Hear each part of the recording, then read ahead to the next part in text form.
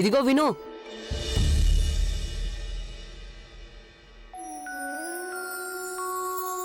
నీతో నిజంగానే ఎవరు మాట్లాడడం లేదా? అందుకే ఏడుపు వస్తుందా నీకు? సరేరా, కానీ ప్లీజ్ నన్ను డిస్టర్బ్ చేయొద్దు, ఓకే? రా గంగా, కూర్చో. రా.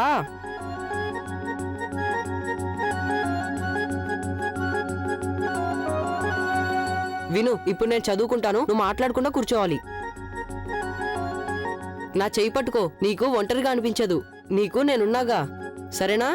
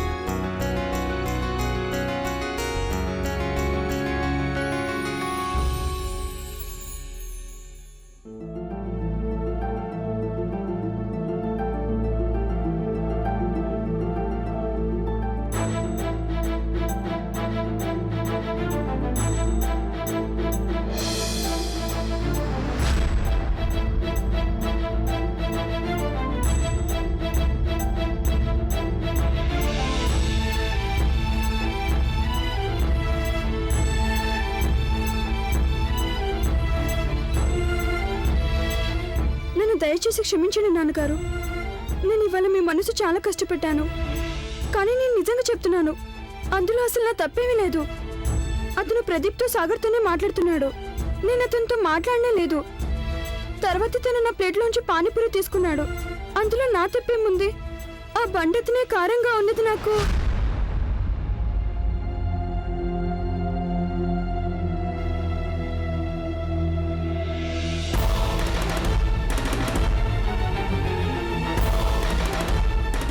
అసలు తప్పెక్కడ జరిగిందో తెలుసా నీకు? నువ్వు నా సంతానంగా భూమి మీద పట్టమే అసలు తప్పు. అయితే ఆ తప్పు నీది కాదు, అది మీ అమ్మ తప్పు.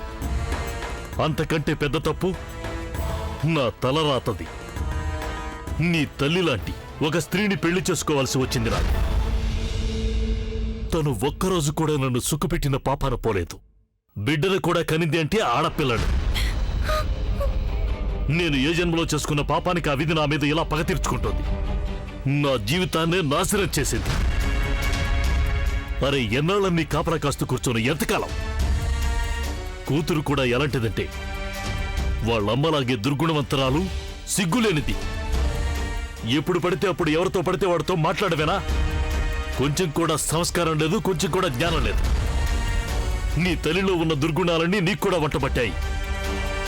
నా బతుకే నరకం చేశారు మీరు. వర్ష, వర్ష, తల్లి, నువ్వు పడుకోవడానికి నానమ్మ గదిలో ఏర్పాటు చేశాను.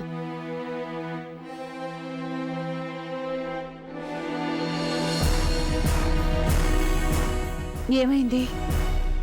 ఎందుకు ఏడుస్తున్నావు తల్లి? అయిపోయిందేదో అయిపోయింది. ఇక ముందైనా జాగ్రత్తగా ఉండాలి. అలాంటి అబ్బాయిలతో ఎక్కువగా పరిచయాలు పెంచుకోకూడదు. అలాంటి అబ్బాయిలు చాలా టక్కరివాళ్లు. అదును చూసుకుని నీలాంటి అమాయకులైన ఆడపిల్లని స్వార్థానికి వాడుకుంటారు. నా భయానికి కారణం కేవలం అదొక్కటే, ఇంకేం లేదు. అర్థమైందా నీకు? ఇక ఊరుకమ్మా. అన్నయ్య గారు, మీరేం బెంగ పెట్టుకోకండి. నేను తనకి వివరంగా చెప్తాను. చెల్లెమ్మ గారు, నాకు చాలా ఉపకారం చేసిన వారు అవుతారు మీరు. తల్లి లేని పిల్లతను, తనని మీరే చూసుకోవాలి. వర్ష, రా తల్లి. వెళ్ళు తల్లి, వెళ్ళు.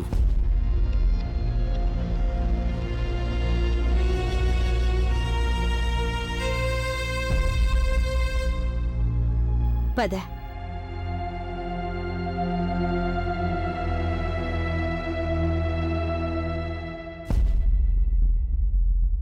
చూడు, మీ నాన్నగారు కూడా ఇప్పుడు తన తప్పు ఒప్పేసుకున్నారుగా, అంతేనా?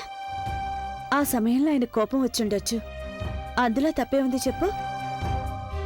తల్లి గనక లేకపోతే తండ్రి బరువు బాధ్యతలు మరింత పెరుగుతాయి. ఉమ్? అయినా ఏ తండ్రి అయినా తన కూతురు కీడు కోరుకుంటారా? పైగా నేను కూడా నీతో చెప్పాను, నేను నీకు తల్లి లాంటిదాన్ని అని. మరి చెప్పు, ఏ తల్లైనా తన కూతురు ఏడుస్తుంటే తట్టుకోగలదా? లేదు కదా. చాలు, ఇక ఊరుకో. ఎంతో మంచి పిల్లవు నువ్వు, అవునా? ఇక ఊరుకో, పద.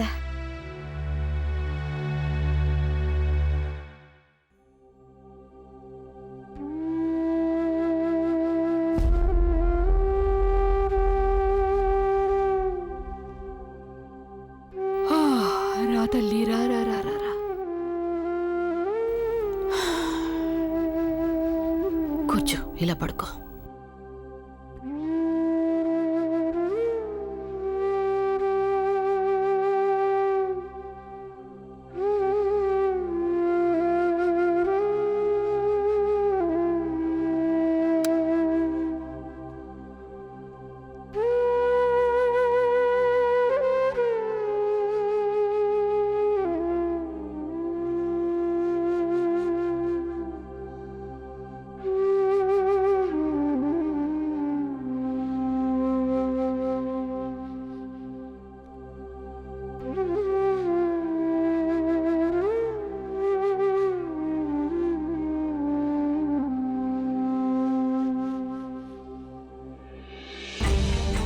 నువ్వు నా సంతానంగా భూమి మీద పట్టమే అసలు తప్పు.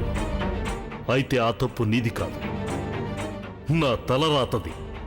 నీ తల్లి లాంటి ఒక స్త్రీని పెళ్లి చేసుకోవాల్సి వచ్చింది నాకు. నీకు తెలుసు కదమ్మా, గంగ చదువు విషయంలో నేను మీ మీద పూర్తి నమ్మకంతో ఉన్నాను. అందుకే తన బాధ్యత నీకే అప్పగించాను. తనకు ఎన్నటికీ అన్యాయం జరగనివ్వవని అనుకున్నాను. కానీ నువ్వు చేసిందేంటమ్మా?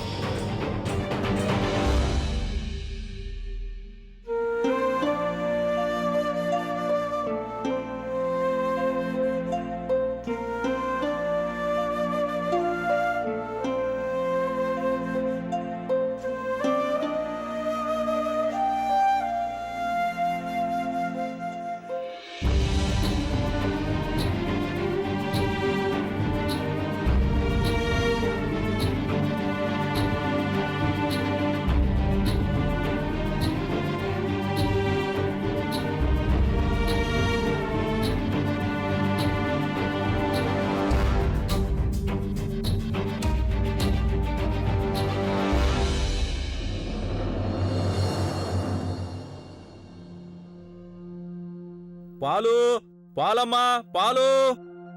తెల్లారిపోయిందా? పాలవాడు కూడా వచ్చేసాడు. నేను అమ్మగారితో స్నానానికి కూడా వెళ్ళాలిగా.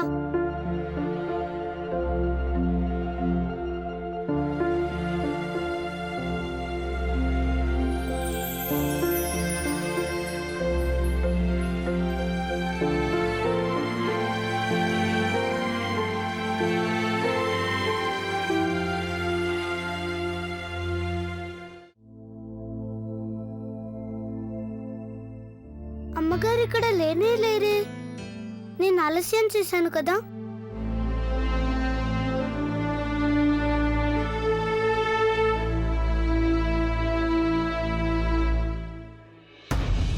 మీ సంచి నా దగ్గర ఉంది. అదే నాకు ఆలస్యం అయిపోయింది. నా సంచి నువ్వెందుకు ముట్టుకున్నావు? స్నానానికి వెళ్ళాలి కదా. నా వెంట నువ్వేం స్నానానికి రానక్కర్లేదు. గొప్ప ఉపకారం చేస్తోంది. నువ్వెళ్ళి నా గురించి ఫిర్యాదు చేసావు కదూ. అమ్మగారు నిన్ను హింసిస్తున్నారని చెప్పావు కదూ. నిన్ను బాధ పెడుతున్నారని చెప్పావు కదూ. వయసైపోయిన కాలంలో పదే పదే కొడుకు చేత మాటలు పడాలని కోరిక నాకేం లేదు.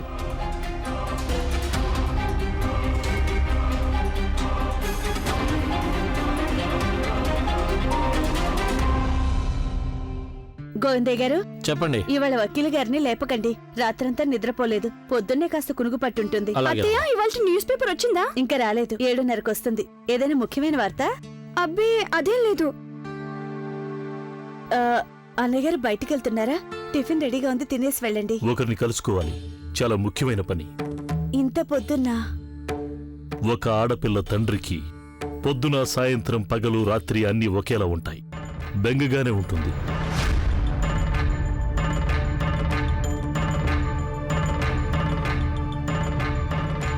ఇలా చూడండి, సాగర్ బాబుకి ప్రదీప్ గారికి వాళ్ళ నుంచి పరీక్షలు మొదలవుతున్నాయి కదా, వాళ్ళు కూడా తొందరగానే టిఫిన్ తినేస్తారా? అవును గోవిందయ్య గారు, నేను వెళ్ళి వాళ్ళని పిలుస్తాను. సరే.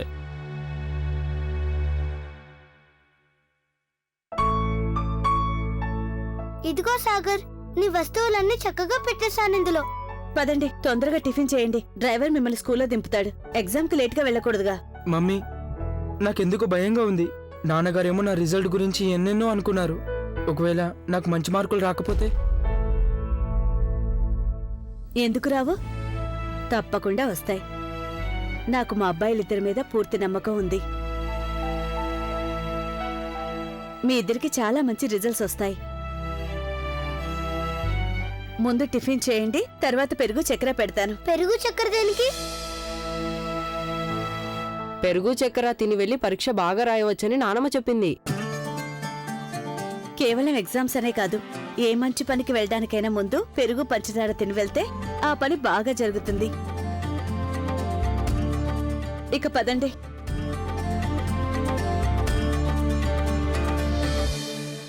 హరే రామ రామ రామ హరే హరే, హరే కృష్ణ కృష్ణ కృష్ణ హరే హరే. అరే అరే అరే అరే అరే అరే, చిన్న చిన్న చిన్న చిన్న, మెల్లగా మెల్లగా మెల్లగా. నానమ్మ, నాకు ఎగ్జామ్లో మంచి మార్కులు రావాలని నువ్వు దేవుణ్ణి ప్రార్థించావా? ఆ మాట వేరే అడగాల చిన్నా? నేను శాలిగ్రాముని నా మనవలిద్దరికీ మంచి మార్కులు రావాలని ప్రార్థించాను. ఆయన దయవల్ల మీ ఇద్దరు పేపర్లు చాలా తేలిగ్గా ఉంటాయి. సంతోషంగా ఉండండి, హాయిగా మంచి పేరు తెచ్చుకోండి. అరే అరే, పొద్దున్నే అంత గట్టిగా అరుస్తున్నావేంటమ్మా? ఏమైంది వర్ష? ఇవాళ నా రిజల్ట్స్ వస్తాయి కదా? వచ్చేసాయి. ఎలా వచ్చాయో బాగా ఆలోచించి చెప్పండి. నువ్వు పాస్ అయిపోయి ఉంటావు. ఏంటమ్మా, కేవలం పాస్ అయినా? అయితే నువ్వు క్లాస్లో ఫస్ట్ వచ్చుంటావు. అరే ఇంకా ఆలోచించి చెప్పండి. డిస్టింక్షన్ వచ్చుంటుంది. ఎన్ని మార్కులు వచ్చాయి? అరే నేను 12th class state board exam లో టాప్ వచ్చాను.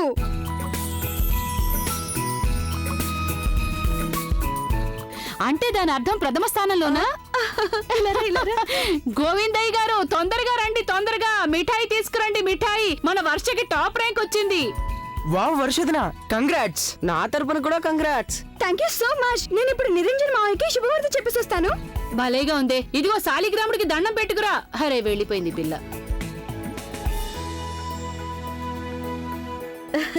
సరే, మీరు ఇక టిఫిన్ చేయండి, లేదంటే లేట్ అవుతుంది. వెళ్ళండి, సాగర్, వెళ్ళండి.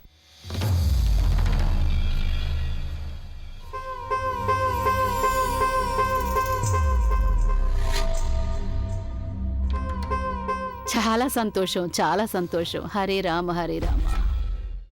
మావయ్య, అరే ఏంటిది? ఆడపిల్లలు కాళ్ళు నాకు పట్టుకోకూడదు. తెలుసు, కానీ నేను నిరంజన్ మావయ్య కాళ్ళు ఎప్పుడు తాకుతూనే ఉంటాను. ఇవాళ మీ వల్లేగా నాకు ఈ అవకాశం వచ్చింది. మీ నుంచి ప్రేరణ రాకపోయి ఉంటే నేను ఇది చేయగలిగేదాన్నే కాదు. ఇంత పెద్ద పెద్ద మాటలా? అసలు సంగతేంటి? ఏంటి, ఇవాళ పేపర్లో ముఖ్యమైన వార్త ఏమైనా వచ్చిందా? మావయ్య, ఇది చూడండి, నేను స్టేట్ బోర్డ్ లో టాప్ వచ్చాను. ఇదిగో ఇదే నా రోల్ నంబర్, చూడండి. Really? Congratulations. I'm so proud of you. నీ వల్ల ఇక మీ మావయ్య గర్వంగా తలెత్తుకుంటాడు. నాకు చాలా ఆనందంగా ఉందమ్మా. శుభవార్త చెప్పనే చెప్పేశావు. ఇక మామయ్యకి తీపి తినిపించాలి. ఇదిగో నిరంజన్.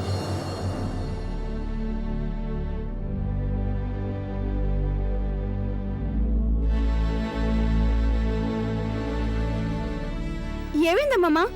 సరే నా చేతికి ఇవ్వండి, నాకివ్వండి మిఠాయి. నేనే తీపి తినిపిస్తాను మావయ్యకి.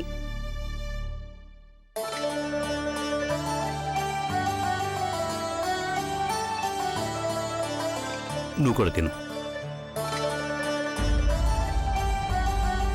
ఎగ్జామ్స్ లో అయితే టాప్ వచ్చేసావు. ఇక ముందు ఏం చాలా చేయాలని అనుకుంటున్నాను అత్తయ్య.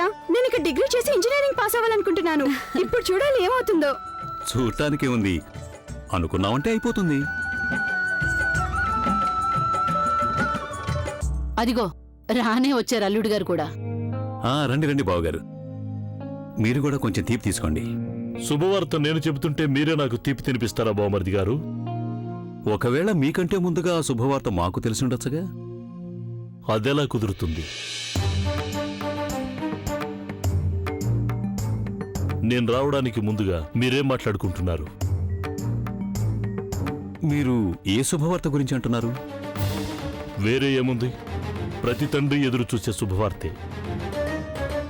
ఇందాకే నేను మన వర్షక సంబంధం గురించి మాట్లాడి వచ్చాను. సాయంత్రం అబ్బాయి వాళ్ళు వచ్చి వర్షను చూస్తారు.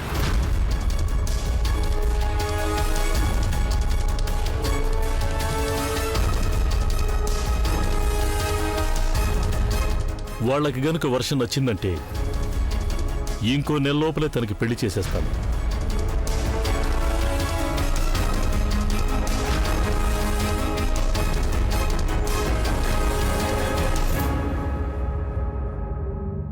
మీరు వర్షకి పెళ్లి చేస్తారా?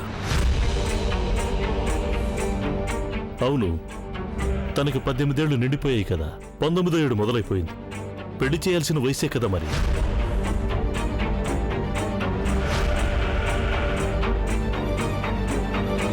మీరనేది నిజమే అనుకోండి.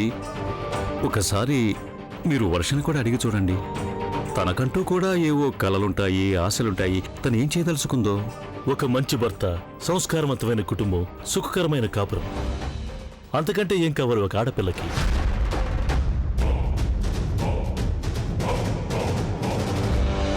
కానీ అన్నయ్య గారు, వర్షకి స్టేట్ బోర్డులో టాప్ వచ్చింది.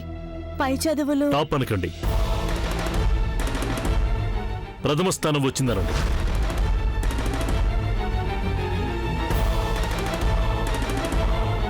సంతోషకరమే, పిల్ల చాలా తెలివైంది. ఈ వార్తాపత్రికను అబ్బాయి కుటుంబానికి కూడా చూపిద్దాం. ఒకవేళ ఈ వార్తాపత్రిక వాడు చూశారనుకో, సంబంధం తేలిగ్గా కుదిరిపోతుందేమో.